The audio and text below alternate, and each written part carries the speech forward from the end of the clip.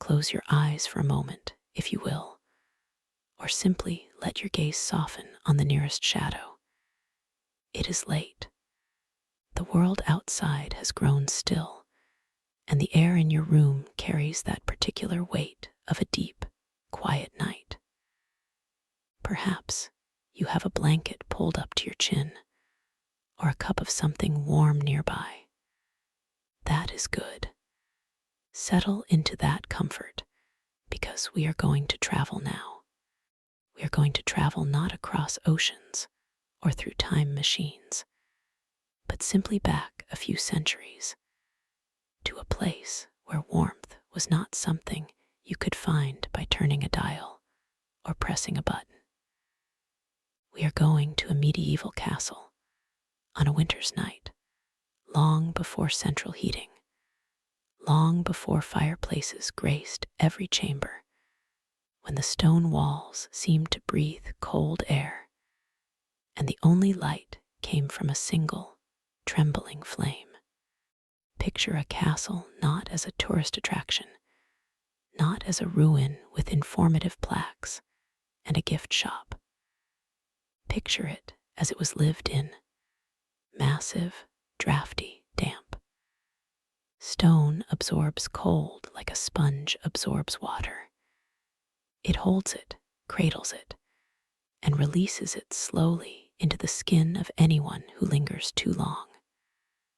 The floors are stone, or sometimes packed earth covered with rushes. The walls are several feet thick, which might give the illusion of insulation. But in practice, those thick walls are often clammy, sweating with the chill of the outside air.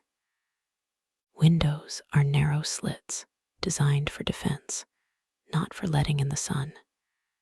They are covered in oiled linen or wooden shutters, which keep out the wind but do little to trap heat. And all of this is to say, a medieval castle in winter was not a cozy place.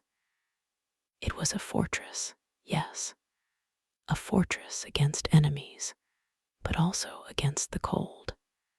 And the cold was a constant, patient enemy. Now, you might be thinking of the great hall, that vast, soaring space where the lord and lady dined, where feasts were held. And yes, there was a fireplace there, often a very large fireplace, big enough to roast whole oxen. But that fireplace was a luxury. It was the centerpiece of the hall, and it was designed to warm the lord, his family, and his most honored guests, the servants, who were constantly moving, fetching, carrying, and attending. They were not meant to stand still and bask in that heat. They had work to do, and the work often led them away from the fire, into the cold corridors, the unheated storerooms, the stairwells that spiraled up into the darkness. So how did they stay warm? That is the question. The answer is not a single invention, but a collection of small, clever human strategies. Strategies born of necessity, layered like the garments they wore. Let us start with clothing. You might imagine a medieval servant in a simple tunic, perhaps with a hood. But the reality was far more practical and far more layered. Wool was the fabric of choice. And when I say wool, I mean heavy, unbleached, scratchy wool, woven thickly, often felted to make it windproof. A servant would wear a linen undershirt, yes, to protect the skin from the scratchiness. But over that, a woolen tunic. Over that, a woolen surcoat or a long robe. And then, if they were wise, a cloak. Not a decorative cloak of velvet and fur, but a plain, hooded cloak, often made of a heavier wool called burel, or even of sheepskin with the wool still on the inside. They would wrap this cloak around themselves, tie it at the neck with a simple cord, and pull the hood up. The hood was a marvel of medieval design. It was not just a hood. It was often attached to a shoulder cape called a chaperon, which covered the shoulders and the neck. You could pull it forward to cover your mouth and nose, leaving only a slit for your eyes. This was the medieval equivalent of a winter parka, and it worked astonishingly well. But clothing alone was not enough, especially when you were moving between warm and cold spaces. The kitchens, for example, were warm. The kitchens were often separate from the main hall, sometimes in a different building, to reduce the risk of fire. But they were a prime source of heat. The great hearths there blazed constantly, roasting meat, boiling stews, baking bread. The servants who worked in the kitchens, the scullery maids, the cooks, the turnspits, they were never cold while they were working. They were hot, sweaty, covered in soot and grease. But when they had to carry a platter of food to the hall, they had to traverse a cold courtyard or a drafty passageway. They learned to move quickly, to keep the food covered, to hold their breath against the sudden shock of cold air.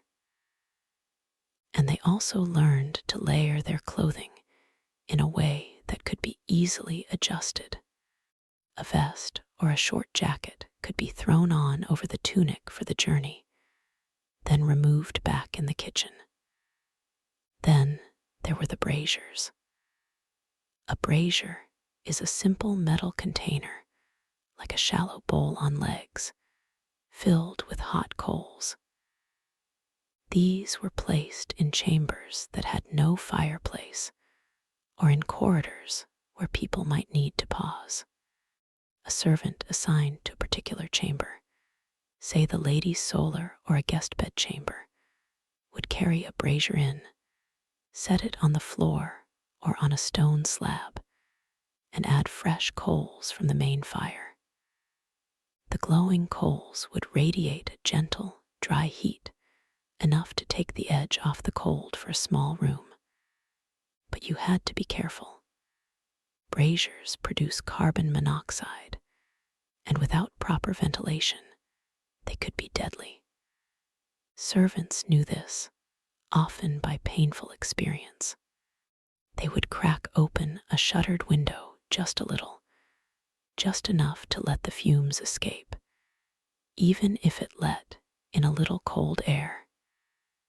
It was a delicate balance between warmth and safety. And then there was the practice of sharing warmth. This is perhaps the most human, the most tender of all the strategies. Servants rarely slept alone. They slept in crowded rooms, often in the attic spaces under the eaves, or in the cellar, or in the small chambers adjacent to the kitchens. They slept on pallets, which were just sacks filled with straw or rushes, sometimes with a woolen blanket. But the real warmth came from sleeping together. 2, 3, even 4 servants would share a pallet, lying close to one another for body heat. They would curl up, back to chest, like spoons, and they would drape their cloaks over themselves in addition to their blankets. They would even tuck their feet into each other's calves to keep them warm. It was not what we would call private, but it was effective. There is a reason the term chamber de court, or shared sleeping room, was common. In the cold, privacy was a luxury few could afford. There is also the humble bed warmer. You have probably seen one in a museum or a historical film. It is a metal pan with a long handle, shaped like a flat, covered dish. You fill it with hot coals from the hearth, then slide it between the sheets of a bed to warm the linens. But the bed warmer was not just for the Lord's bed. Servants would use them too, in simpler forms. Sometimes they would use a heated stone, a smooth, flat river stone wrapped in cloth. They would heat the stone by the fire, then carry it carefully to their pallet, using it as a foot warmer.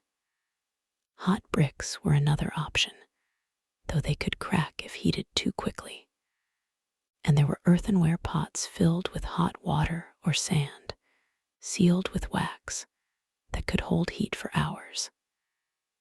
These were called warming pans, or sometimes just hot pots, and they were precious objects.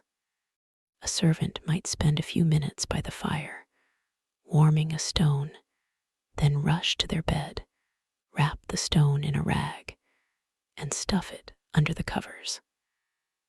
The warmth would last just long enough for them to fall asleep. But let us not forget the animals. The castle was full of animals: dogs, cats, horses, even livestock like pigs and chickens in the lower courtyards. Servants would often allow a dog to sleep near them. The dog's body heat was significant, and the dog was happy to be near the warmth of a human. Cats, too, would curl up on a chest or at the foot of a pallet. The gentle purring, the soft fur, the shared warmth. It was a simple, ancient comfort, and the servants did not think of it as sentimental. It was practical. The animal kept them warm, and they kept the animal fed. It was a transaction of heat. Another technique that sounds strange to us, but was absolutely logical: the use of fermented or heated drinks. Now, I should be careful here. We are not talking about getting drunk to forget the cold, though that certainly happened. But a warm drink, even if it was just hot water or a thin broth, could raise the body's core temperature for a short time. Servants would be given small beer or ale, which was safer to drink than water. But they would also drink mulled wine or spiced cider if available. They would sip it by the kitchen fire before going out into the cold. And they would eat warming foods: porridge, thick stew, bread fresh from the oven. The act of eating and digesting generates heat. The kitchens were not just places of work.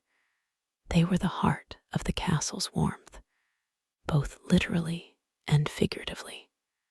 A servant might linger near the kitchen hearth, eating a bowl of pottage, feeling the heat soak into their fingers wrapped around the bowl.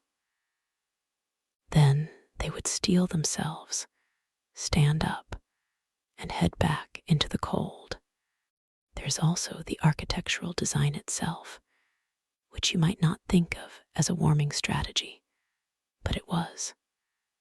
Corridors were built with thick walls and low ceilings to conserve heat.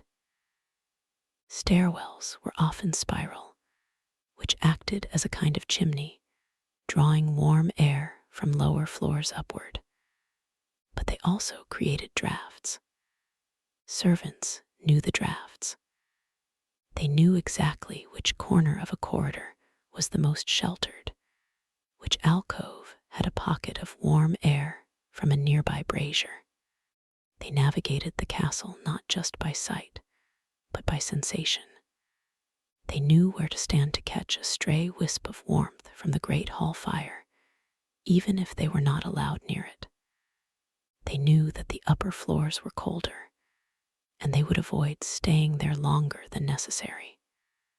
They would run up the stairs with a message, deliver it quickly, and run back down to the relative warmth of the lower level. and let us talk about the fire itself. The fireplace, where it existed, was not just a source of heat. It was a social center, a workplace, a place of light and life. Servants would gather near the kitchen fire not just to warm themselves, but to do their work, mending clothes, sharpening knives, preparing vegetables. They would sit on low stools or on the stone floor, as close to the flames as they dared. They would turn their backs to the fire to warm their shoulders, then turn again to warm their fronts. They would rotate like chickens on a spit, and they would talk. They would share stories, gossip, songs. The fire was the hearth in the deepest sense, the heart of the home, even for those who were not at home. You might wonder about the quality of the firewood. This is a small detail, but it matters. Good, dry wood burns hot and clean. Wet wood smolders and smokes. Servants were responsible for maintaining the wood supply. They would split logs, stack them in a dry shed, and carry them to the hearths. They knew which woods burned longest: oak, ash, birch. They avoided green wood, which hissed and popped and gave off little heat. They would also use peat or turf in some regions. Peat burns slowly and steadily with a low, even heat. It is not as bright as wood, but it lasts. A peat fire could smolder all night, keeping the kitchen or the servants' quarters just barely above freezing. Now, I want you to imagine a specific servant. Let us call her Agnes. She is a chambermaid, perhaps. She works in the ladies' chambers. Her day begins before dawn, in the dark and the cold. She pulls herself out of her shared pallet, wraps her cloak around her, and feels for her shoes with her toes. The stone floor is like ice. She has a hot stone wrapped in cloth, but it has cooled by now. She shuffles to the kitchen, where the cook has already been up for hours, stoking the fire. The kitchen is warm, almost hot. The smell of bread and ale fills the air. Agnes takes a moment to stand near the hearth, letting the heat seep into her bones. She holds her hands out, palms toward the flames, then turns around and warms her back. She feels the stiffness in her fingers begin to fade. She drinks a small cup of warm ale, and then gathers the hot water and coals she needs for the ladies' chamber. She carries a small brazier up the stairs, balancing it carefully. The stairs are dark, and she knows every step by touch. She lights a candle from the brazier coals when she reaches the top. She enters the ladies' chamber, stirs the embers in the fireplace, adds fresh wood, and begins to build a new fire. The lady is still asleep, buried under furs and quilts. Agnes works quietly, moving with practiced grace. She is still cold, but the heat from her work, the motion of her arms, the warmth of the fire as it catches, it begins to wake her body. This is how she stays warm: through movement, through layers, through proximity to any flame she can find, through the shared heat of the kitchen and the bodies of her fellows. And so, as you lie there, perhaps thinking about your own thermostat or your electric blanket, consider the life of a medieval servant. They did not have a single solution. They had 100 small ones, stitched together like a patchwork quilt. They had wool and hoods, hot stones and shared pallets, braziers and warm drinks, dogs and peat fires. They had the knowledge of how to move through a cold world without letting the cold win. And they did it all without the luxury of a fireplace in every room. That luxury, as we will explore in a moment, took centuries to arrive. But before we move on, let us stay here in the quiet of that cold night, with the sound of a crackling fire and the sense of a life lived closer to the edge of comfort. Let us remember that warmth is not just a temperature. It is a feeling, a memory, a connection to others. And in a medieval castle on a winter night, that connection was the most precious heat of all. So breathe deeply, pull your own blanket a little higher, and when you are ready, we will step further into the story. And when you are ready, we step further into the story, but we do not rush. We take our time, because that is the nature of a cold night in a stone keep. The darkness outside the window is absolute, except for the faint glow of a single candle or the embers of a dying fire.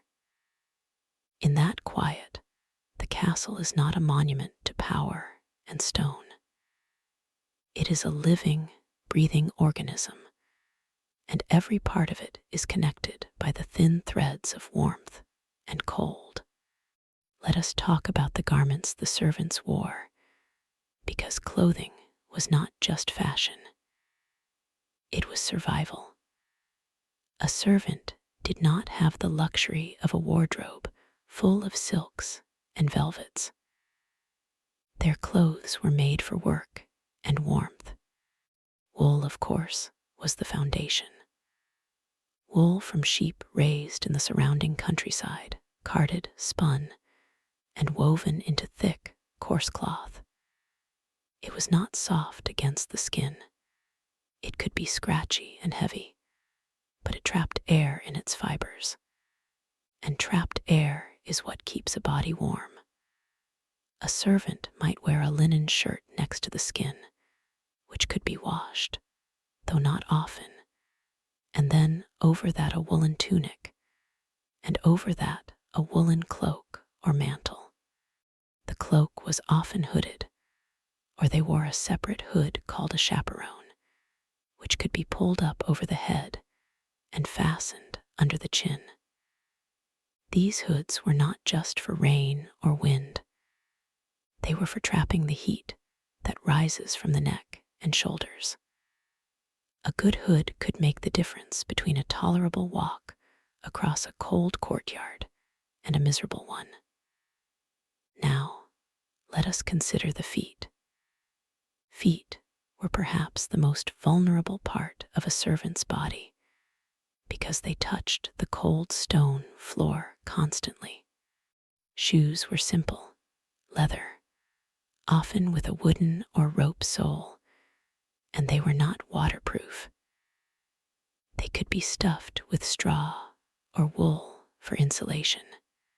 Some servants, especially those who worked in the kitchens or stables, wore boots that rose to the ankle or even the knee, but these were heavy and stiff. When a servant sat down to rest, the first thing they might do was remove their shoes and rub their feet, trying to bring the blood back to the surface. They would warm their feet by the fire, but only if they were allowed. In the great hall, the only people warming their feet by the central hearth were the Lord and his family. Servants had to make do with the kitchen fire, or the stable brazier, or their own body heat while lying down. And hands were always busy, carrying, lifting, cleaning, stoking, sewing. The cold could make the fingers stiff and clumsy. Servants would wear gloves, but only the simple kind, often made of wool or leather, sometimes with the fingers cut off for dexterity. They would rub their hands together, blow on them, tuck them under their arms or into their sleeves. There is a reason why medieval clothing had such long, full sleeves. They were not just decorative. They were portable pockets of warmth. A servant could cross their arms and tuck their hands into the opposite sleeves, creating a little chamber of still air. It is a simple gesture, but it is deeply human, and you can see it in old paintings and manuscripts. People standing about, arms crossed, hands hidden, waiting for the cold to ease. But the cold did not ease, not for long. The winter was long, and the castle was drafty. The windows were not glazed with glass in the way we think of today. They were often covered with oiled linen or parchment, which let in a dim light, but did little to stop the wind. Shutters were closed at night, but they were not airtight. You could feel the cold air seeping in around the edges. The stone walls absorbed the cold and radiated it inward. Even when a fire was burning, the room was not uniformly warm. You could stand 3 feet from the hearth and feel the difference. You could stand in a corner and feel the chill on your back. The servants knew these gradients. They navigated them like sailors navigate the sea. Now, let us talk about the braziers again, but more deeply. A brazier was not just a portable fire. It was a tool of survival for those who had to move through the castle. A servant sent to deliver a message or fetch water from the well might carry a small hand warmer, which was a miniature brazier of sorts. These were often made of copper or brass, with a handle and a perforated lid. Inside, they held hot coals or embers from the kitchen fire. The servant would hold the warmer in their hands, or tuck it into a pocket or a pouch hung from their belt. The warmth would last maybe an hour, depending on the size and the quality of the coals. It was not enough to heat a room, but it was enough to keep the fingers from going numb during a short errand. There were also foot warmers, which were larger, often placed under the feet while sitting. These were common in the great hall, but servants did not usually get to sit. They were always moving. The constant motion itself was a source of heat. When you walk, carry, lift, scrub, you generate metabolic heat. The body is a furnace. The servants knew this instinctively. They would not stand still if they could help it. They would shift from foot to foot, pace, fidget. Even while waiting, they would rock or sway. It was not nervous energy. It was the body's way of keeping warm. And we must speak of the beds, not just the warming pans, but the beds themselves. Servants rarely had a bed to themselves. They shared, often 2 or 3 to a pallet. The pallet itself was a sack of straw or hay laid on the floor or on a low wooden frame. Over it, they had a woolen blanket, sometimes 2. But the real warmth came from the other bodies. When 2 people sleep side by side, they share their heat. The cold air between them is reduced. They curl toward each other, or they lie back to back, each warming the other. It was not considered unusual or intimate in the way we might think.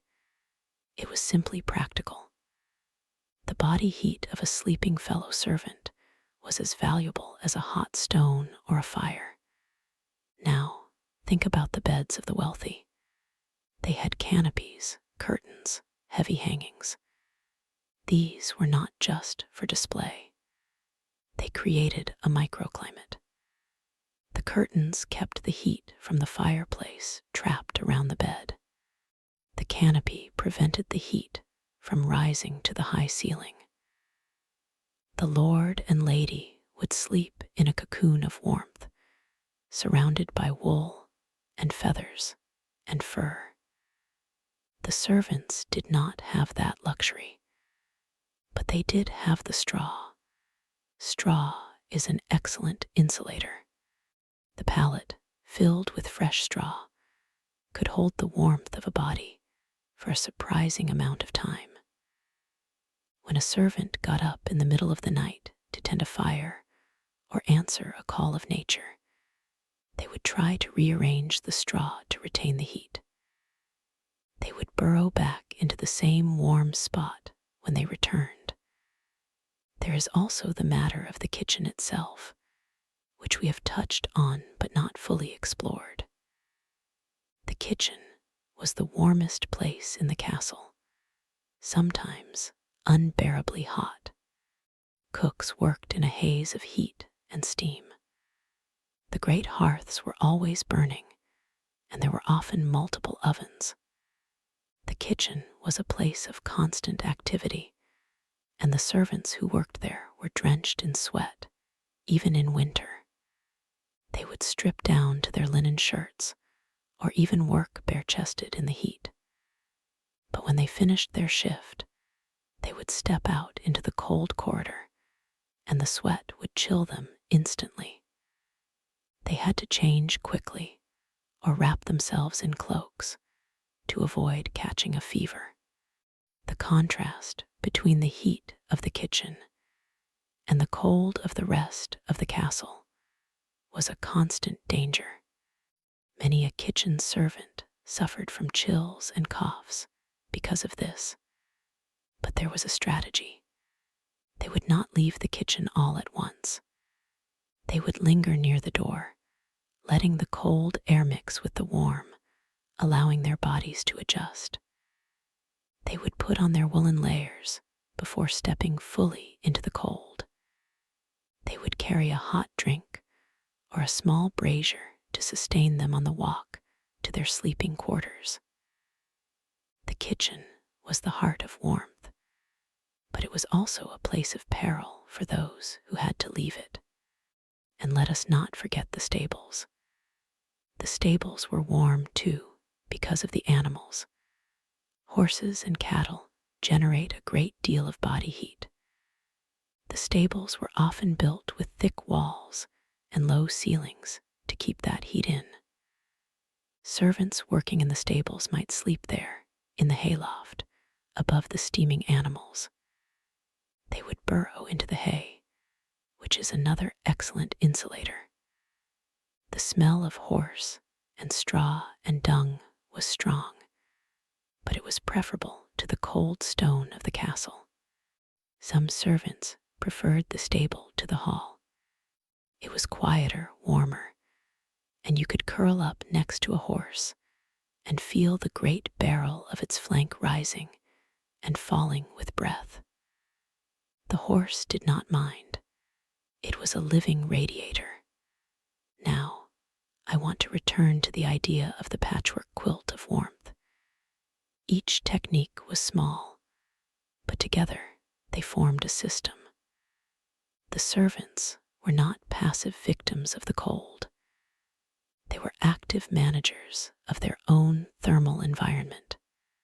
They knew when to move, when to stay still, when to eat, when to drink, when to sleep, when to work.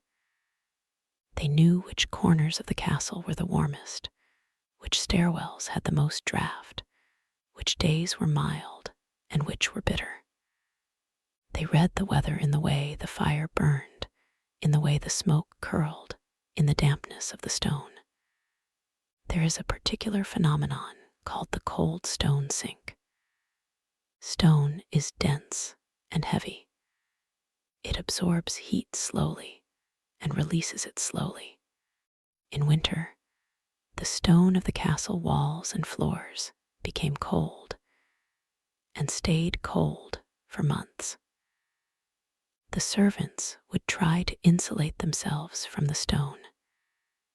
They would put down rushes on the floors, which could be changed regularly. They would spread hay or straw on the floor of their sleeping quarters.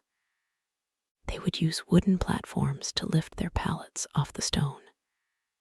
They would hang tapestries or cloths on the walls, not just for decoration, but to create an air gap. A tapestry is a poor insulator on its own, but if it is hung away from the wall by an inch or two, that air gap can make a difference. The servants knew this. They might not have understood the physics of convection and radiation, but they understood the practice. And there is one more technique that is often overlooked: the use of the sun. Yes, the sun, even in winter. A servant would know which windows faced south and which alcoves caught the afternoon light. On a clear winter day, the sun streaming through an old window could raise the temperature of a small room by a few degrees. They would seek out those patches of sunlight, sit in them, work in them. They would open the shutters to let the sun in, then close them before the cold of the evening crept back. It was a small, fleeting gift, but it was precious. Now, as we drift deeper into this story, I want to take you to a specific moment. It is the darkest hour of the night, just before dawn. The castle is silent except for the distant clatter of the kitchen, where a few servants are already stirring. A young kitchen boy, maybe 12 years old, is sent to fetch water from the well in the courtyard. He wraps his cloak tight around him, pulls his hood low, and steps out into the blackness. The cold hits him like a wall. His breath forms clouds. The ground is frozen, the stones slick with frost. He walks quickly, his shoes scraping on the grit. He reaches the well, lowers the bucket, hauls it up. The water is so cold it stings his hands. He carries the bucket back, trying to keep it from splashing. He reaches the kitchen door, and the warmth rushes out to meet him. The smell of bread, the glow of the fire, the sound of the cook muttering. He sets the bucket down, and the cook hands him a piece of warm bread. He eats it standing by the hearth, his fingers thawing, his face red from the cold. This is the rhythm of his life. It is hard, but it is also simple. There is a certain clarity in it. We have not yet talked about the transition to fireplaces in every room. That came slowly, over many centuries. The central hearth was the original form of heating, used in ancient times and through the early Middle Ages. The smoke rose to a hole in the roof. It was inefficient and smoky, but it worked. Then came the wall fireplace with a chimney, first in the great hall, then in the solar, then in the Lord's chamber. By the late Middle Ages, some castles had fireplaces in multiple rooms. But it was not until the early modern period that fireplaces became common in servant quarters. Even then, they were small and poorly designed.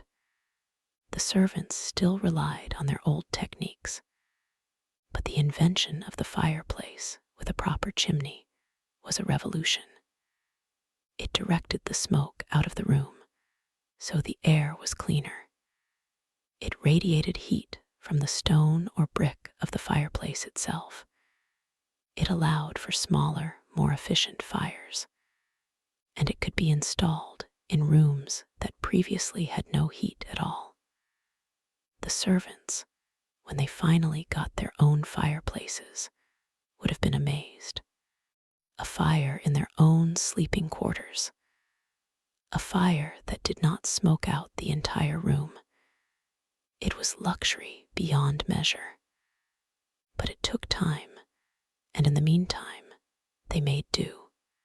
One could also argue that the servants were part of a larger system of thermal management that included the entire castle. The Lord's chamber was warm because the servants kept the fire burning. The servants' quarters were cold because they had no fire. But there was a trade-off. The servants, by working close to the fires in the kitchen and the hall, absorbed heat that they could carry with them. They were like mobile heat sinks. They stored the warmth in their bodies and then gave it off slowly as they moved through the cold corridors. And they gathered together at night, pooling their heat. There is something deeply human about this. It is not about technology, not about architecture. It is about cooperation. The servants survived the cold because they shared. They shared blankets, stones, straw, body heat, food, drink.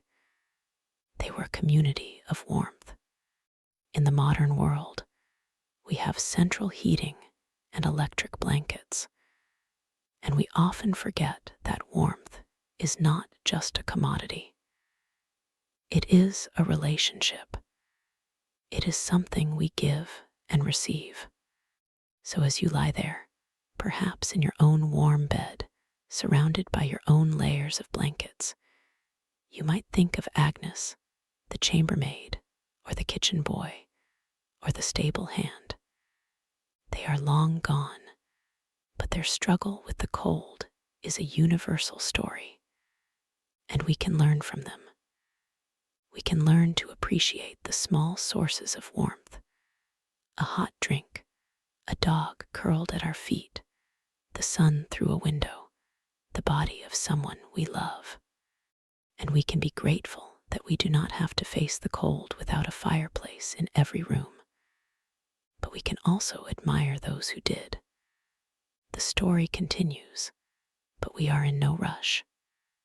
We will linger here, in the quiet of that cold castle night, with the scent of wood smoke and straw, the sound of a bell tolling the hour, the distant bark of a dog. And when you are ready, we will step further into the tale of how warmth was won, inch by inch, century by century, from the stubborn cold of stone and winter. We will stay here, in this quiet castle night, for a little longer. Let us talk about the animals, those living furnaces that shared the burden of winter. The castle was not just a home for people. It was a home for horses, cattle, goats, chickens, and sometimes even pigs. And these animals were not merely sources of food and labor. They were sources of heat. The stable, as we have already mentioned, was a warm place. But beyond the stable, animals were often brought into the castle itself during the harshest nights. A cow or an ox might be led into the lower hall or into a covered passageway just to keep the space from freezing. The body heat of a single large animal can raise the temperature of a small room by several degrees. And the servants, who were often the ones to tend these animals, would sometimes sleep beside them, not in the same space, but close enough to feel the warmth radiating from their flanks. There is a manuscript from the 13th century that describes a chambermaid who, on the coldest nights, would curl up in the straw of the cow byre, with a milking stool for a pillow and a shawl over her head. She would lie in the dark, listening to the soft breathing of the cattle, the occasional rustle of a tail, the low moan of a restless heifer. The air was thick with the smell of hay and dung and warm milk, but it was warmer than her own bed, and she would sleep deeply, her dreams filled with the slow, steady rhythm of the beasts around her. In the morning, she would rise, brush the straw from her clothes, and go to her duties, still carrying the animal warmth with her until the cold of the great hall stole it away. But animals were not the only living sources of heat. There were the dogs.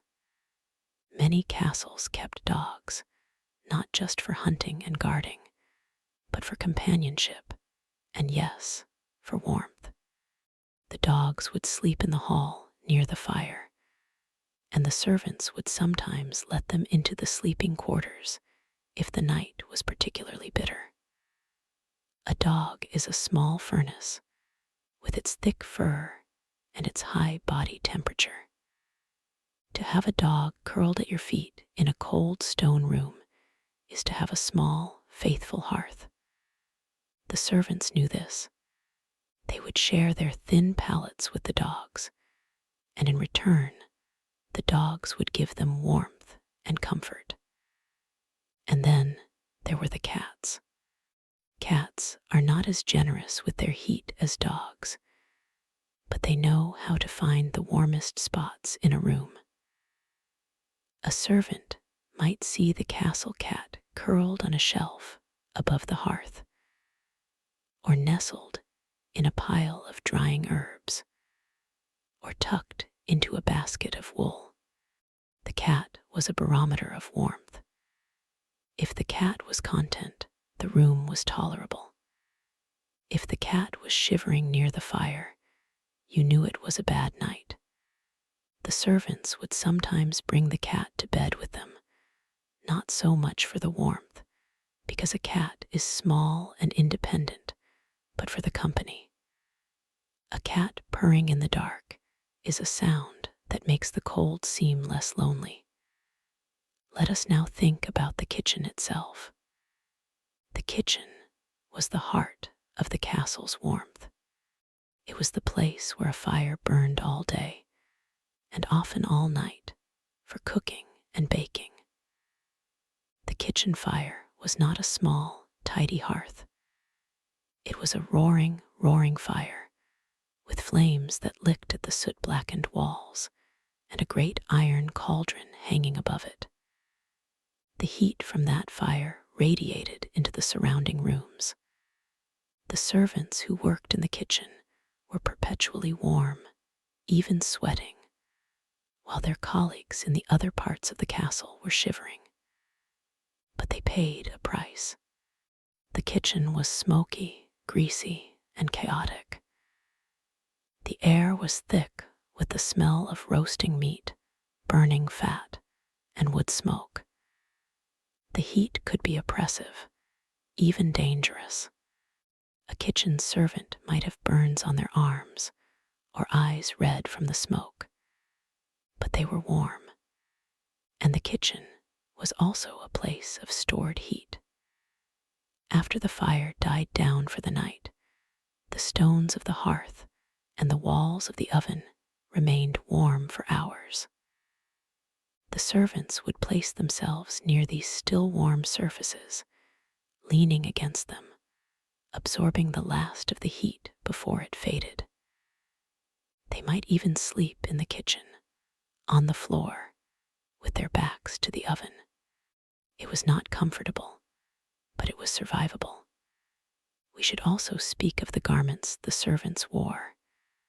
Their clothing was not just for modesty or status. It was a system of insulation.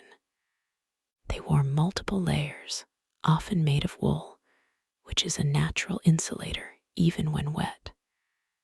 They had linen undergarments, then wool tunics, then a wool cloak or mantle. They wrapped their heads and necks with scarves or hoods.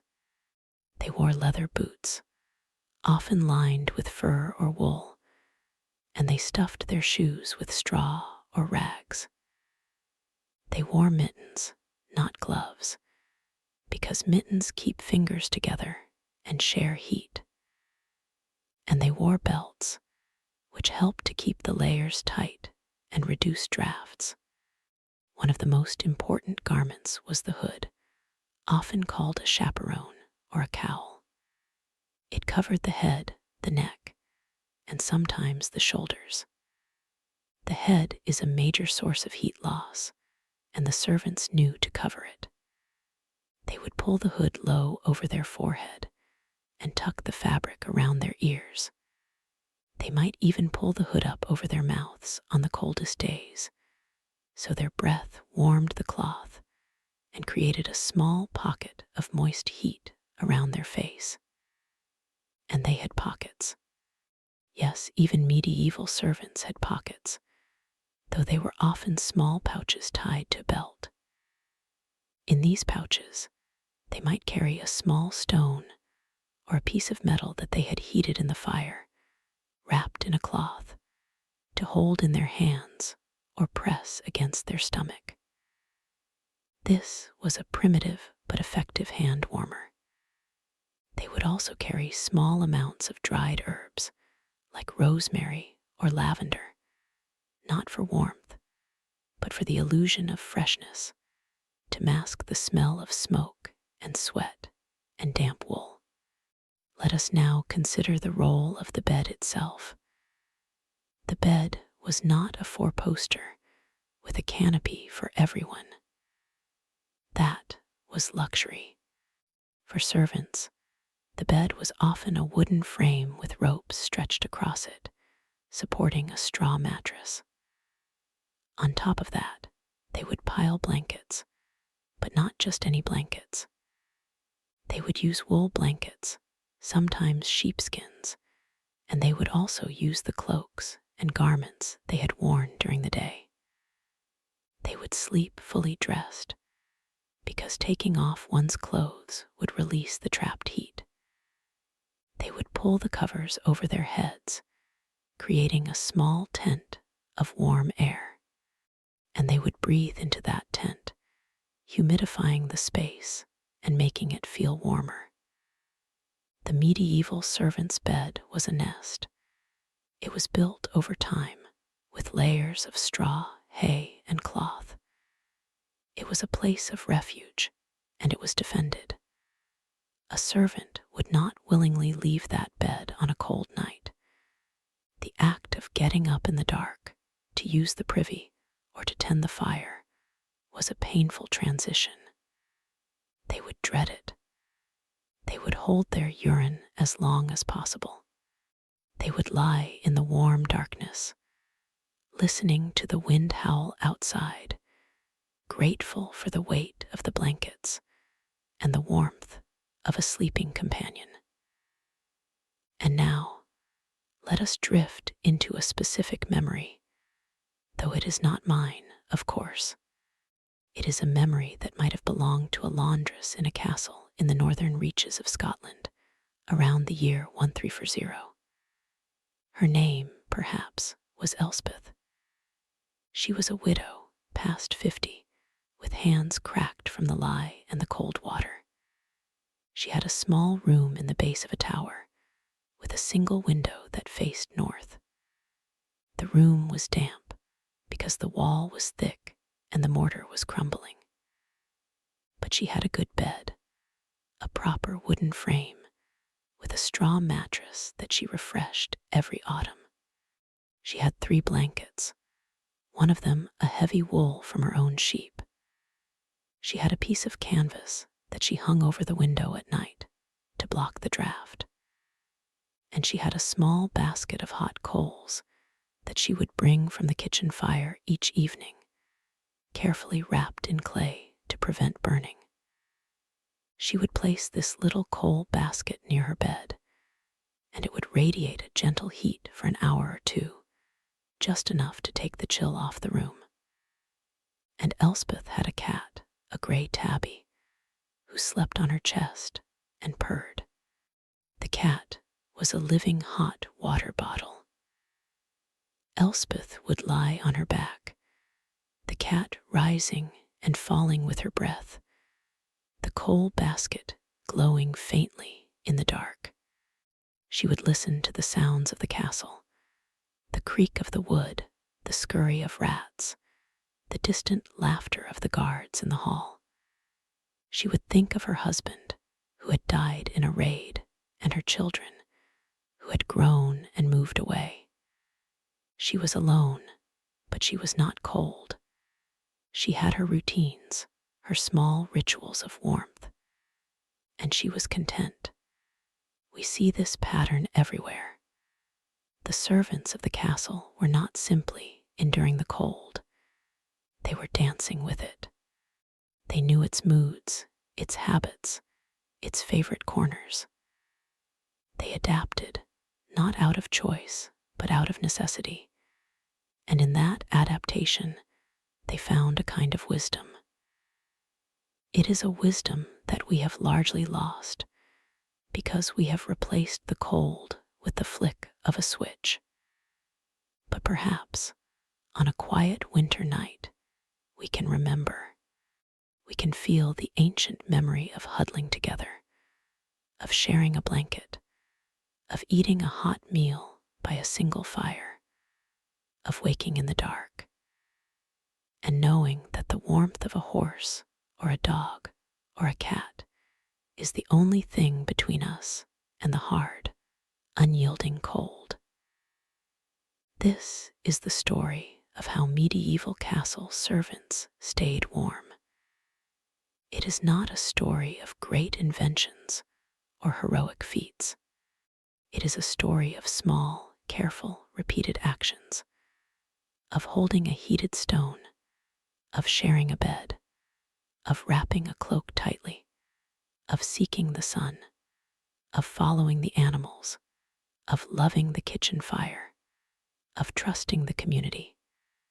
And it is a story that connects us across the centuries to those who lived before us in their cold stone rooms with their warm, beating hearts.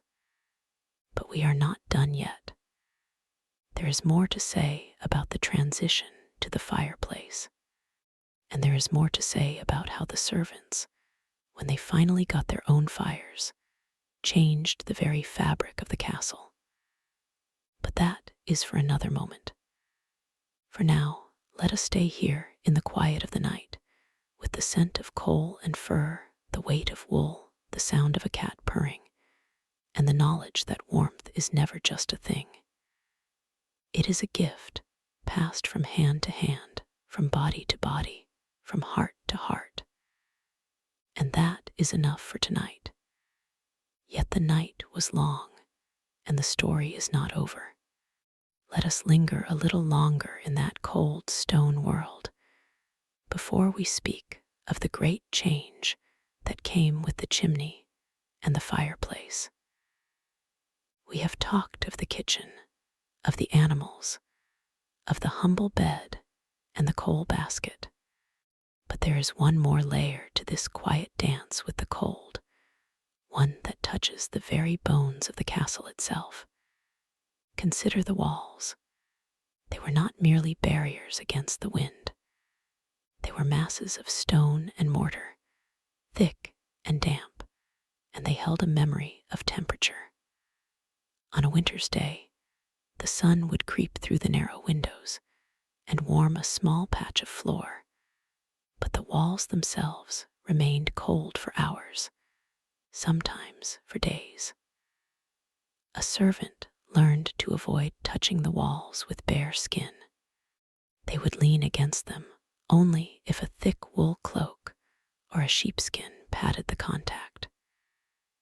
And they learned to read the walls, the way a certain section of a hallway felt less cold because it was near the kitchen chimney, or how the stones of a stairwell seemed to breathe a chill that seeped into the very fiber of one's lungs. There was a technique called the warm corner. Every servant knew their own warm corner if they were lucky. It might be a recess in the wall near the great hall's hearth, where the stone had been heated by years of fire and retained a faint, steady warmth.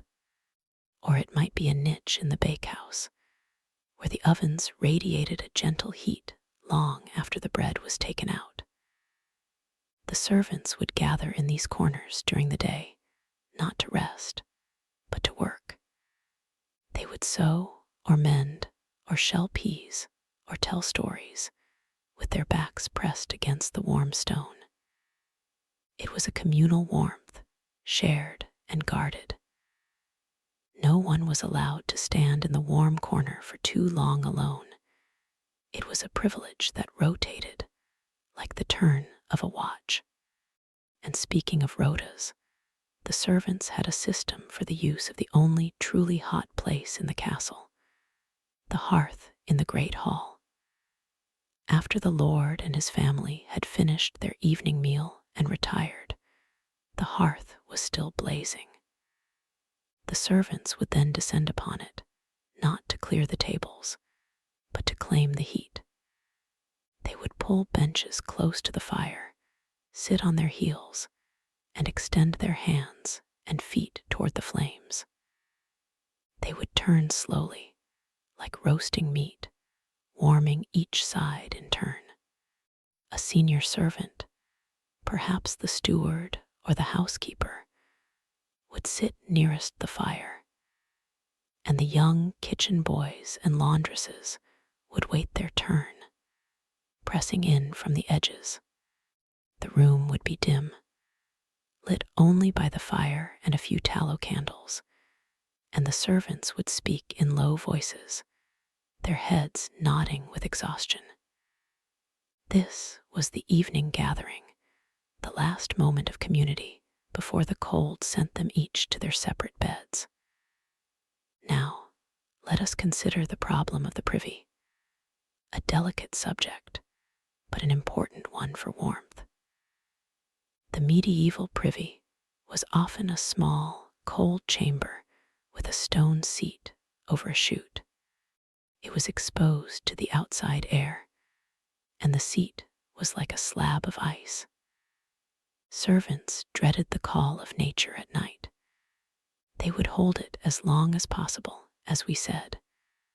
But when they could hold no longer, they would make the journey rapidly, clutching their cloak around them, and they would sit on a wooden board that they carried with them, a small portable seat that they had kept next to the fire during the day.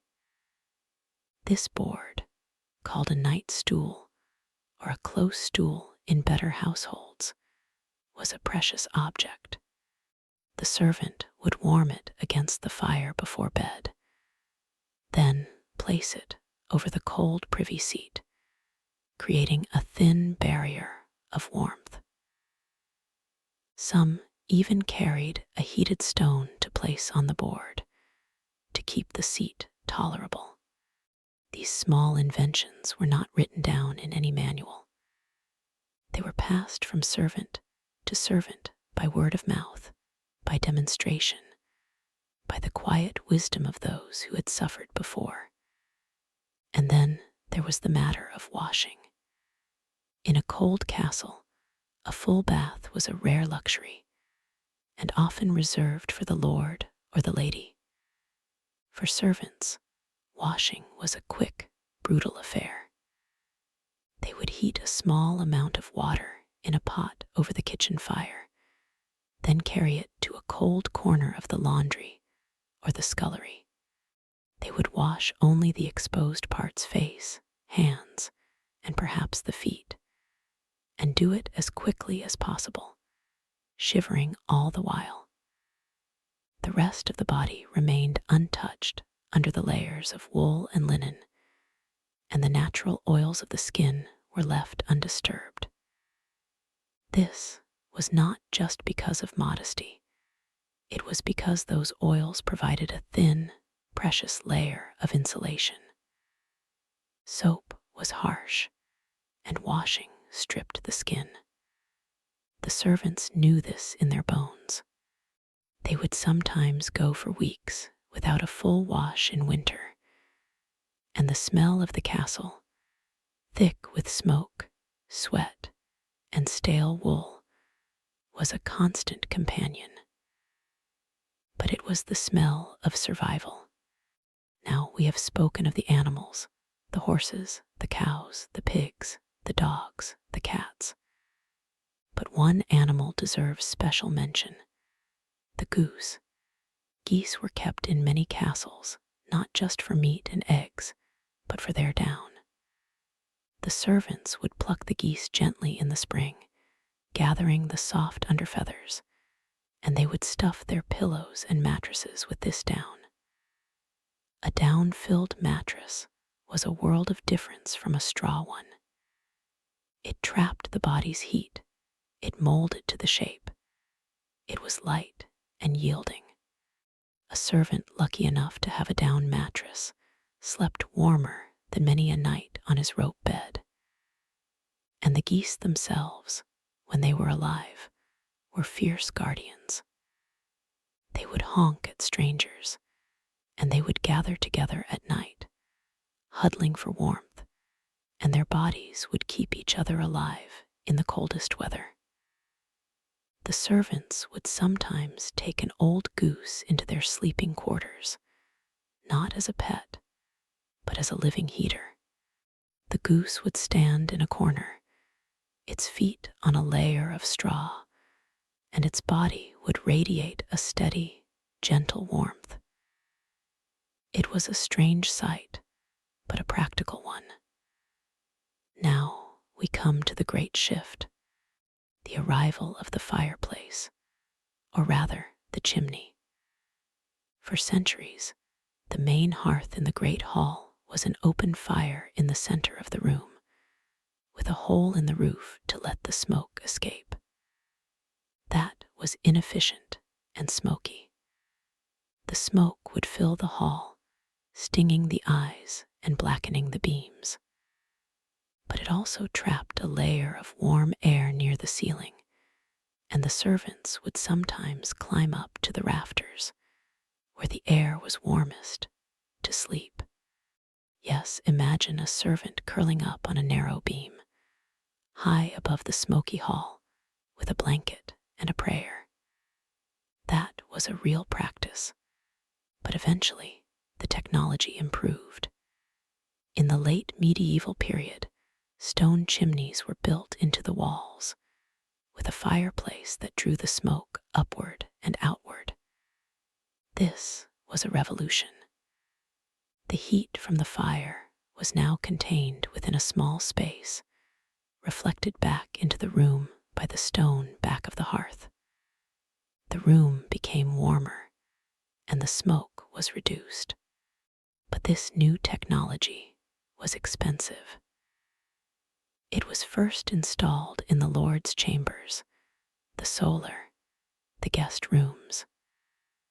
The servants still had to make do with the old central hearth in the hall, or with portable braziers, for many years. However, as the wealth of the castle grew, and as the lords became more concerned with comfort, some of the secondary rooms began to receive fireplaces. The housekeeper's room, the steward's office, the chaplain's study, these small chambers might get a small hearth. And then, slowly, the servants' quarters began to change. A fireplace in a servant's room was a rare and precious thing, but it did happen. We have records, for example, of a castle in the early 15th century where the head laundress was given a small fireplace in her chamber because the laundry required hot water and she was a valued worker. That fireplace was a small brick-lined opening, no bigger than a breadbasket, but it transformed her life. She could heat her own water, dry her own clothes, and sit by her own fire at night with her cat and her coal basket and feel a warmth that was entirely hers. And with the fireplace came a new kind of fuel. Wood was always scarce, especially in deforested regions. But coal, sea coal, or stone coal, was being used more often by the late Middle Ages in some parts of England and Scotland. Coal burned hotter and longer than wood, and it produced less smoke in a well-designed fireplace. But it also produced a foul smell and could be dangerous. The servants had to be careful. They would store coal in a dry corner, and they would use it only when the wood was too wet or too expensive. The fire in a servant's room was a small, careful fire, tended with skill. It was not a roaring blaze. It was a low, steady flame, fed with a few pieces of coal and a handful of twigs, and it would last for a few hours, just long enough to cook a pot of porridge or to dry a pair of wet stockings. But with the fireplace came a new kind of chore. The chimney had to be cleaned. Soot built up, and if it caught fire, the whole castle could burn. The servants, especially the youngest and most expendable, were sometimes sent up the chimney to sweep it. This was a terrifying and filthy task. They would climb inside the narrow flue, scraping the soot with a brush, coughing and choking, their eyes stinging. They would emerge black from head to toe, their lungs full of dust, and they would have to wash in cold water to remove the grime. This is a dark side of the fireplace revolution, but for those who stayed below, the fireplace was a blessing. It was a source of warmth that could be controlled, that could be directed, that could be shared. And so, as the centuries passed, the servants gradually moved from the cold corners of the castle to the warm hearths of their own small rooms. The memory of the old ways, the heated stones, the shared bed, the horse's flank, the kitchen floor faded into a kind of folklore. But it never completely disappeared. Even in the 19th century, in the cold cottages of the rural poor, you would find the same strategies. The hot brick wrapped in flannel, the dog or cat on the bed, the huddle of bodies, the thick straw mattress. The medieval servant's wisdom had been passed down, generation to generation, like a secret language. Now, let us return to Elspeth, the laundress in her north-facing tower room. She lived just at the edge of this transition.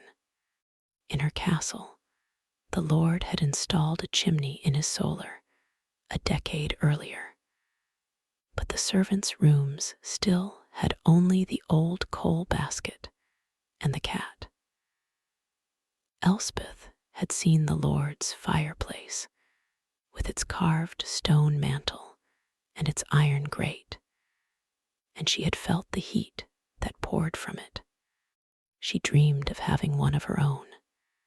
She knew it was impossible, but she dreamed anyway. She would sit by her coal basket, the cat on her chest, and she would imagine a small fire, crackling and bright, casting shadows on her damp walls. She would imagine the warmth on her cheeks, on her cracked hands, on her aching knees. And she would sigh and scratch the cat's ears and turn over in her nest of wool and straw and fall asleep. And in her sleep, she might have dreamed of a world where every room had a fireplace, where the cold was a memory, where she could wash her hands in warm water every morning. That world did come, but not in her lifetime. It came slowly, unevenly, and often only for the rich. But the dream itself was a kind of warmth. It was a hope that the future would be kinder, that the bones of the castle would one day be heated by 1,000 small fires, that the servants would no longer have to dance with the cold. And perhaps in our own time, we can honor that dream. We can remember that warmth is not just a physical thing. It is also a hope, a memory, a story passed from one cold night to the next. Let us now quiet our voices even further.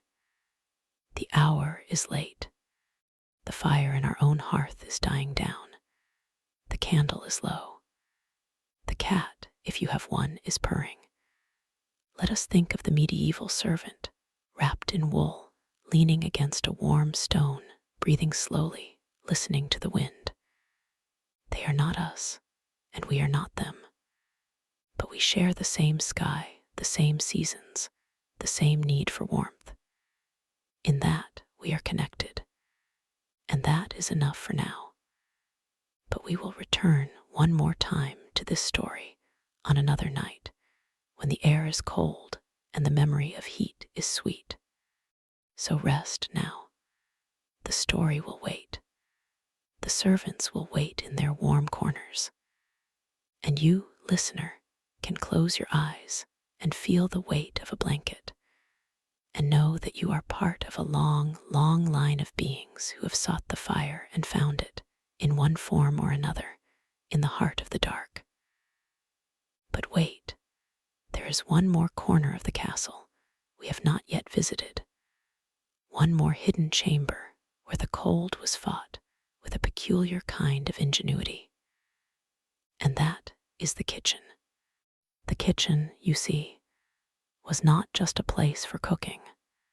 It was a furnace, a living heart of heat, a room that was always warm, always steamy, always alive with the crackle of the fire and the hiss of boiling water. The kitchen servants, the cooks and the scullery maids, they had a different relationship with warmth. They did not need to dream of fireplaces. They lived in the heat, day and night. The great kitchen hearth was a massive stone structure, often large enough to roast a whole ox, and it burned from dawn until long after midnight. The servants who worked there were perpetually hot, their faces reddened by the flames, their hands calloused from lifting pots and turning spits. But when their shift ended, they did not retreat to a cold corner. They slept in the kitchen itself, on the warm stone floor, or on a pile of sacks near the fire. The kitchen was a sanctuary. It was the warmest place in the castle, especially in winter. Imagine that scene. The fire has died down to embers, glowing like a cluster of rubies in the ash. The vast stone floor holds the heat of the day, radiating it upward. The scullery maid, her hands still damp from scrubbing the last pot, lies down on a bed of clean straw spread over the flagstones. She pulls a coarse woolen blanket over her, but she does not need much. The floor is warm. The air is thick with the smell of bread and wood smoke. Above her, hams hang from the rafters, curring in the smoky air. The cat, the same cat that slept with Elspeth in her tower, has wandered down to the kitchen and now curls against the maid's side. The cook, an old woman with a face like a wrinkled apple, lies on a wooden bench near the hearth, her feet propped on a stool. She has a small pillow stuffed with feathers from the geese that were roasted last Martinmas. She is snoring softly. The kitchen boy, no more than 12 years old, has crawled into the alcove beside the oven, where the bricks are still warm from the day's baking. He has a sack of flour for a mattress and a sack of oats for a pillow. He sleeps dreamlessly, his mouth slightly open. This was not a secret arrangement. The kitchen was, in many castles, the designated sleeping place for the lowest servants. It was practical. They needed to be near the fire to start the morning's bread, to stoke the coals for the first meal of the day. And the warmth saved the lord the expense of fuel for a separate servants' hall. But it was also a dangerous place. The hearth was never fully extinguished. A stray spark could ignite a pile of straw, or a falling ember could set a sleeping servant's clothing aflame. The kitchen fires were known to cause terrible blazes. There are records of entire castles burning down because a cook fell asleep and her apron caught fire, or because a pile of kindling was left too close to the embers. The servants took risks, but they had little choice. The warmth was worth the danger. And yet, even the kitchen had its hierarchies. The head cook, the one who oversaw the roasting and the sauces, she might have a small room adjacent to the kitchen, a tiny chamber with a narrow window and a door that could be barred. In that room, she might keep a personal brazier, a small metal basket filled with glowing charcoal, which she could use to warm her feet while she prepared her accounts or wrote letters to her family. She was a person of some authority. She might even have a bed, a real bed with a wooden frame and a straw mattress raised off the cold floor. That was a luxury. But the scullery maids and the kitchen boys, they slept on the floor, huddled together for warmth, their bodies pressed against the stone like animals in a den. And they were grateful for it. Let us leave the kitchen for a moment and consider another group of servants, the ones who worked in the stables. The stables were not a part of the castle proper, but they were close by, often built into the outer walls. The stable hands, the grooms, the farriers, they had a different source of warmth. The horses. A horse is a large, warm-blooded animal, and its body temperature is higher than a human's. In a crowded stable, with a dozen horses breathing and shifting in their stalls, the air can be surprisingly warm, even on a freezing night. The stable boys would sometimes sleep in the hayloft, buried in hay, which is an excellent insulator. Or they would curl up in the stall with the horse, their back against the horse's belly, the great animal snorting and stamping, its warmth enveloping them like a living blanket. This was not a comfortable bed. The horse might kick out in its sleep, or shift its weight and crush a leg. The smell of manure and sweat was overwhelming, but it was warm, and in a harsh winter, warmth is all that matters. There is a story, perhaps apocryphal, of a medieval stable boy who slept so deeply against his horse that the horse's tail became tangled in his hair. He woke in the morning, his head yanked back, the horse swishing its tail indignantly. He had to cut a lock of his own hair to free himself, but he did not complain. He would do it again the next night. The horse's warmth was worth the inconvenience. Now let us move from the stable to the castle gates, to the guardhouse. The guards who stood watch on the walls, they had their own methods. They wore thick cloaks of felted wool, lined with sheepskin. They had leather gloves and fur-lined boots. But even so, the cold on a winter night could seep through any garment. So they would take turns warming themselves at the guardhouse brazier, a large iron pot filled with burning charcoal that sat on a stone platform. The guardhouse itself was a small stone room, often with a fireplace, but not always. In some castles, the guards had only the brazier, and they would sit close to it, their faces red and their backs freezing, turning like a roasting chicken to keep warm. They would brew a hot drink, a kind of mulled ale with spices, to warm their insides. And they would tell stories, old tales of battles and ghosts, to keep themselves awake. The brazier was a social center, a small circle of warmth in the vast cold of the night. But the brazier had its dangers, too. One of the most common injuries in medieval castles was burns from braziers. A guard would nod off, and his cloak would catch fire, or he would tip the brazier over in his sleep, scattering hot coals across the floor. There are reports of guards falling asleep with their feet on the brazier and waking to find their boots smoking. The smell of singed leather was not uncommon. Yet, for all these risks, the braziers and the horses and the kitchen floors were not enough. The cold was a constant enemy, and the servants were always looking for new ways to fight it. One of the most peculiar methods involved the use of heated tiles.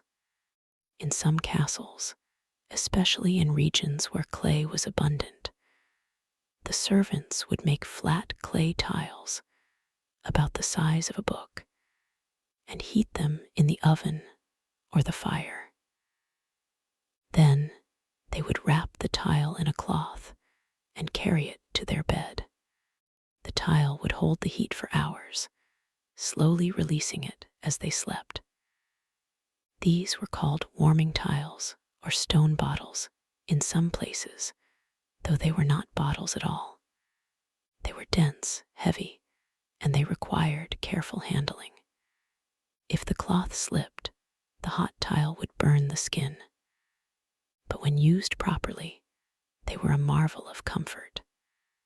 A servant would place the wrapped tile at the foot of the bed, under the blankets, and the warmth would radiate upward, warming the entire sleeping space. It was like a tiny radiator, a personal hearth for one person. And then there were the chafing dishes. These were small metal pans, often with handles, that were filled with hot coals. They were used in the great hall to keep food warm, but they were also used by servants in their rooms, though unofficially. A servant might sneak a chafing dish from the kitchen, fill it with embers from the hearth, and carry it to his small room. He would place it on a stone or a brick and sit beside it, warming his hands and feet. It was a dangerous practice, as the embers could fall out and start a fire, but it was common. The chafing dish was a portable source of heat, a little sun in a dark corner. Let us return to Elspeth, the laundress in her north-facing tower room. She did not have a chafing dish, but she knew about them. She had seen the chambermaids use them in the guest rooms discreetly to warm the lord's sheets before he retired. She had also heard of a laundress in another castle who used a chafing dish to dry her linens on a rainy day. But Elspeth was not allowed to take one. The kitchen cook was strict. The chafing dishes were for the hall, not for the laundry. So Elspeth relied on her coal basket and her cat. And on the nights when the coal was damp and would not burn, she would resort to the oldest method of all, human contact. She would seek out another servant, a friend or a relative, and share a bed. In castles, this was common. Servants often slept 2 or 3 to bed, or on pallets pushed together. The warmth of another body was the most reliable source of heat. Skin to skin, breath to breath, they would lie together, their limbs tangled, their combined heat trapped under the blankets. It was intimate, but it was practical. There was no shame in it. In a world where privacy was a luxury, the shared bed was a necessity. And it was the warmest place in the castle, even on the coldest nights. Elspeth's friend was a young woman named Agnes, who worked in the buttery. Agnes had a round, cheerful face and a quick laugh. She also had a large, soft body that radiated warmth like a loaf of fresh bread. When Elspeth and Agnes slept together, they would push two straw pallets together, cover themselves with every blanket they had, and lie back to back in the darkness. They would talk for a while, whispering about the day's gossip, about the Lord's new mistress, about the price of wool. Then they would fall silent, and the only sound would be the wind outside and the slow, steady breathing of two women sleeping. Their bodies would shift in the night, instinctively seeking warmth, and they would wake in the morning tangled together, their hair full of straw. It was not a romantic connection, but it was a warm one. And for Elspeth, those nights with Agnes were the closest she ever came to a fireplace. But Agnes had a lover, a young groom from the stables, and sometimes she would go to his bed instead. On those nights, Elspeth was left alone with her cat and her coal basket. She would lie in the darkness, shivering, and she would think about the fireplaces she had seen in the solar, the great stone arches with their iron grates, the flames dancing behind the mullions. She would imagine the heat, the light, the comfort. She would imagine the Lord's wife, Lady Margaret, sitting by the fire with a book, her feet on a cushion, her hands wrapped around a cup of spiced wine. That was a life Elspeth could never have, but she could dream. And in her dreams, the fireplace was not a stone structure, but a kind of portal, a gateway to a world where everyone had enough heat, where the cold was just a memory. And her dreams were not entirely without foundation. In the late 15th century, the technology of the fireplace began to spread. More and more castles added chimneys to their walls. The masons learned to build fireplaces that were more efficient, with deeper hearths and narrower flues. The smoke was drawn up more quickly, and the heat was reflected back into the room. The stones of the chimney itself would warm up, becoming a radiator that continued to heat the room even after the fire had died down. This was called a heat sink, though the medieval builders did not use that term. They simply knew that a well-built fireplace made a room comfortable for hours after the last log had turned to ash. And so, the servants' quarters began to change. Slowly, very slowly, as castles were renovated and rebuilt, small fireplaces were added to the rooms of the upper servants. The steward, the housekeeper, the chaplain, the head cook, they were the first to receive this luxury. The lower servants still slept in the kitchen or the hall or in cold attics. But the trend was clear. The castle was becoming a place of distributed warmth. Each room could have its own fire, its own source of heat. The old central hearth, with its smoky glare, was becoming obsolete. The new world was one of individual fireplaces, each one a personal sun. But this new world brought new problems. The chimney flues had to be cleaned regularly. Soot built up, and if it was not removed, it could ignite, causing a chimney fire that could spread to the roof. And so a new occupation emerged, the chimney sweep.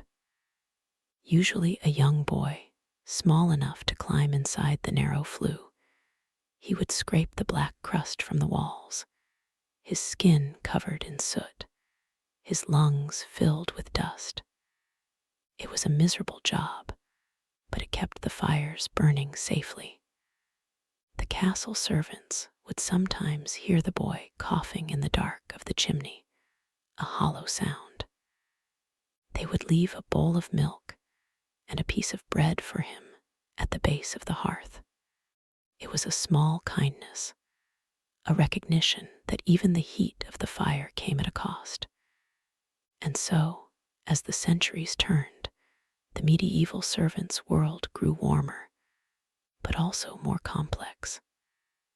The simple days of huddling around the central hearth were passing. The servants learned to manage their new fires, to split kindling, to carry coal, to clean the grate. They learned to sit by the fire in the evening, their eyes on the flames, their hands holding a cup of something hot. They learned to dream of a world where every room had a fireplace, but they also learned to treasure the one they had, no matter how small. And now, listener, the hour grows even later. The fire in your own hearth has sunk to a bed of red embers. The cat has stretched and changed position. The candle is a mere stub, guttering in its own wax. Let us stay a little longer in this quiet place, this threshold between wakefulness and sleep.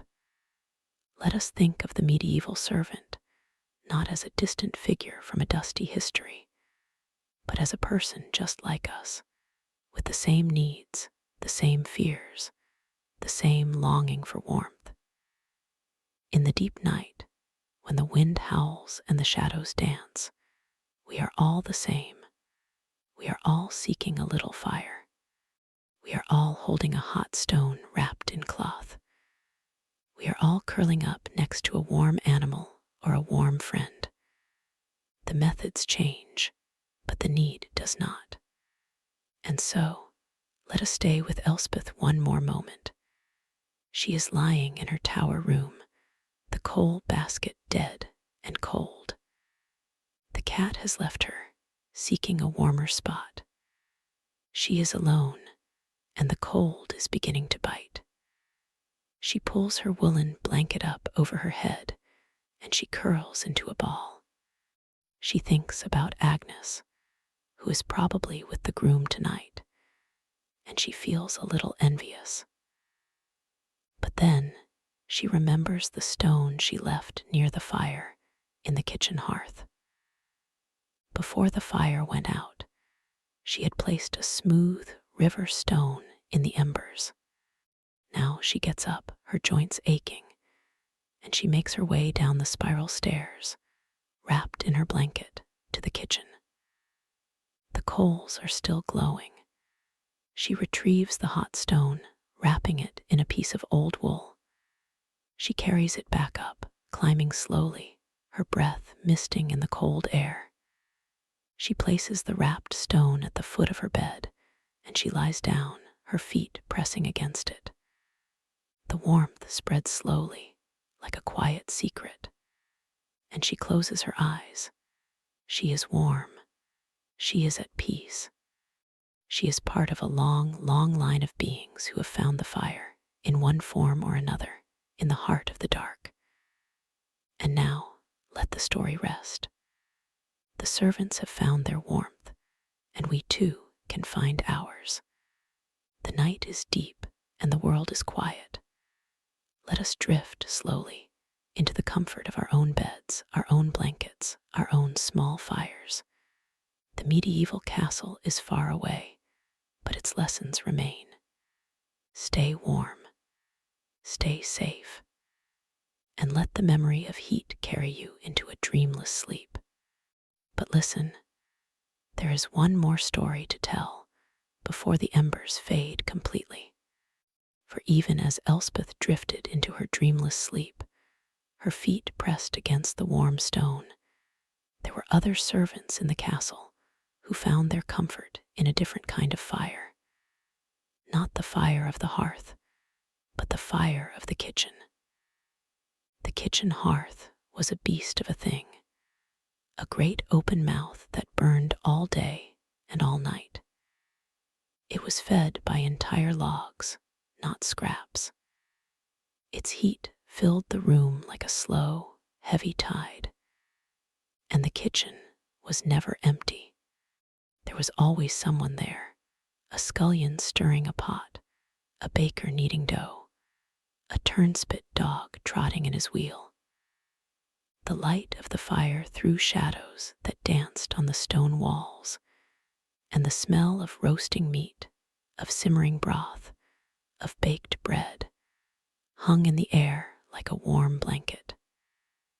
The kitchen was the heart of the castle, and not just because it fed everyone. It was the warmest place. The servants knew this. They would find excuses to linger. A maid would come to fetch a pitcher of hot water, and then stay a little longer, her hands wrapped around the earthenware, the heat soaking into her cold fingers. A groom would bring in a load of wood, and then stand by the fire, his back to the blaze, his eyes closed. The cook, a broad woman named Maud, would shoo them away, but gently. She understood. She herself had known the cold. She kept a small stool in the corner near the hearth, and she would let the youngest servants sit there when their chores were done. They would sit, their faces pink, their hands outstretched, and they would listen to the stories of the older workers. The kitchen became a kind of school of warmth, a place where the cold was forgotten, if only for an hour. And there was another kind of warmth in the kitchen, a warmth that came not from the fire, but from the food. Hot pottage, thick with barley and peas, was served every evening. It was not a fancy dish, but it was nourishing. The servants would gather around a long wooden table, their bowls in hand, and they would dip their bread into the broth. The steam would rise, carrying the scent of herbs, and they would eat slowly, savoring the heat. A bowl of pottage was like a small sun in your hands. It warmed you from the inside out. And after the meal, there was sometimes a cup of warmed ale, spiced with ginger and cinnamon, a drink that was called a caudle. It was thick, sweet, and hot. It made your whole body feel soft and drowsy. So you see, the medieval servant had many sources of warmth. The stone in the bed, the cat on the chest, the friend in the dark, the fire in the kitchen, the bowl in the hands. Each one was a small miracle, and they did not take these miracles for granted. They knew that cold was a constant enemy, a presence that could steal your strength and your joy. But they also knew that warmth was never far away. It was just a matter of knowing where to find it, and they became experts at finding it. They learned the sunniest corner of the courtyard, the draft-free alcove behind the tapestry, the spot in the stable where the horse's breath made the air soft. They learned to read the world like a map of heat, and the greatest heat of all, perhaps, was the heat of the body in motion. When you worked, you generated warmth. The servants knew this instinctively. They did not stand still for long. They carried water, they swept floors, they chopped wood, they carried trays. Their bodies were their furnaces, and at night, when they finally stopped, they would feel the cold creeping in, but they also felt the lingering heat of their own muscles, the afterglow of effort. It was a kind of fire you carried with you, a fire that burned beneath the skin. And so, even without a fireplace, even without a chimney, they were never entirely without warmth. They had their own internal flame. Now, let us think about the castle itself. The stone walls were cold, yes, but they were also thick. They held the heat of the day. If the sun had shone, the stones would absorb that warmth and release it slowly through the night. The south-facing walls, in particular, could be surprisingly warm to the touch, especially in the hours after sunset. The servants knew this. They would lean against these walls, their shoulders pressed to the stone, and feel the faint radiance like a memory of daylight. It was not much, but it was something. And in a world of small mercies, something was enough. And then there were the tapestries, not just for decoration, but for insulation. A tapestry hung on a cold wall was like a second skin. It trapped a layer of air between the fabric and the stone.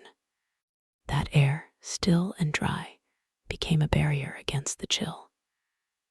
The wealthiest rooms were hung with many tapestries, layers of wool and silk. But even in the servants' quarters, there were sometimes pieces of old cloth, rough canvas, or even straw mats nailed to the walls. Anything that could stop the wind from seeping through the cracks. The castle was a drafty place, full of narrow windows and ill-fitting doors. But the servants became masters of stopping up the holes. They stuffed rags into the gaps. They hung curtains over the doorways. They piled straw against the thresholds. They created little pockets of stillness where the cold could not reach. And let us not forget the clothing. The medieval servant was not dressed for fashion. They wore layers, many layers. A linen undershirt, a woolen tunic, a leather jerkin, a heavy cloak.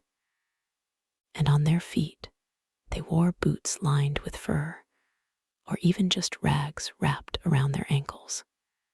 Their hands were covered in mittens, often made from sheepskin.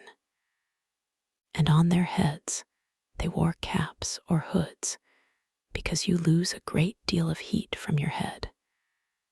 They looked like bundles of cloth, shapeless but warm. And when they moved, they rustled. The sound of a servant walking was a soft, continuous whisper, the sound of wool rubbing against wool. It was a comforting sound, a sound of practicality. And there was one more thing, a secret that very few knew. In some castles, the old Roman hypocaust system was still remembered. Not in use, of course, but the idea had survived. A few clever builders would sometimes create a small tunnel beneath a floor, a channel that could carry hot air from the kitchen fire to a room above. It was a primitive form of central heating. The air would rise through a grate in the floor, warm and dry. It was a luxury only for the lord's private chamber, if at all.